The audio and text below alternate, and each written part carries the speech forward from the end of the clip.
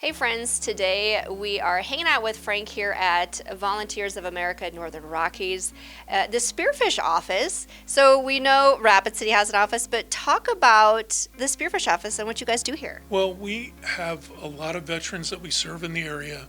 That's what VOA has done for a long time. The Northern Hills tend to not get as much attention as Pennington County and Fall River County and some of those other, Black Hills, in the hills kind of places. So what we try to do out of Spearfish is we try to cover Butte County, Meade County, Lawrence County more specifically, and find the veterans who are either at risk of homelessness or struggling with homelessness, finding out how we can best meet their immediate needs, and hopefully do a good enough job helping them get those needs met so that we can start working with them to get back into the workforce.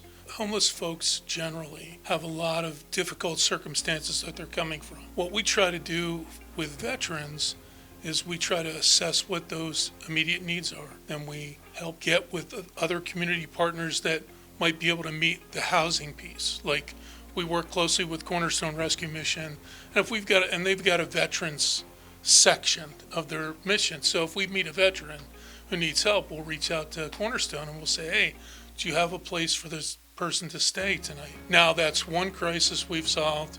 Now they can relax a little bit. And then we start talking about things like, are there issues that they struggle with that might create barriers for employment? So if they've got a substance use disorder, just as an example, do you have a sobriety community that you're a part of? Are you open to the idea of a sobriety community? Do you need treatment? Because, depending on how they answer those kind of questions, we'll know what community partners we need to involve or the VA directly. And like I said, I don't want to go through the whole assessment tool, but I mean, generally speaking, there's a high number of substance use disorders that some of our folks struggle with. Obviously, there's some severe mental illness issues that some of them struggle with. And we don't judge them.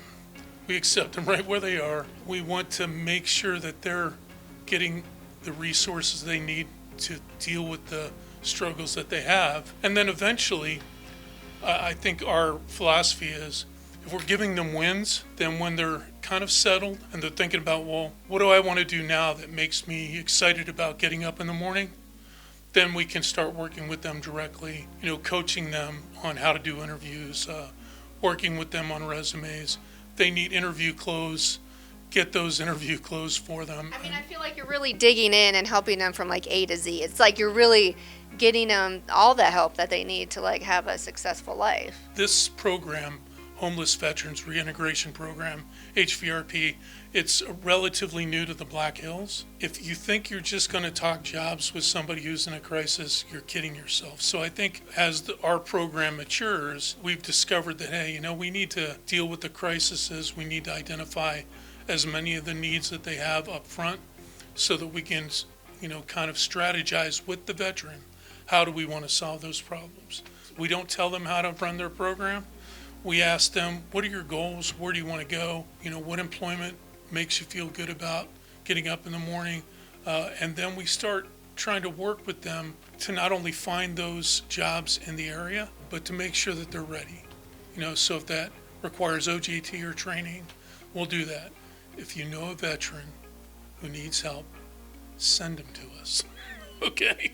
Because we're going to do that needs and barriers screening up front. We're going to try to figure out whether we can help them with the job or not. We're going to try to connect them with the right resource so that their needs get met. Do we want to help them get jobs? You betcha. I mean, that's what the Department of Labor is asking us to do. But again, you kind of have to take care of step 1 and step 2 before you get to step 3, which is thinking about working. My cell number is 605-515-9938. They can call that number. If I don't pick up, I'm not blowing you off. I'm either in a meeting, because I do those a lot, or I might be talking to a veteran and I don't want to stop what I'm doing when I'm talking to them. The other message is, if you're an employer and you've got opportunities or you're willing to work with veterans, please reach out.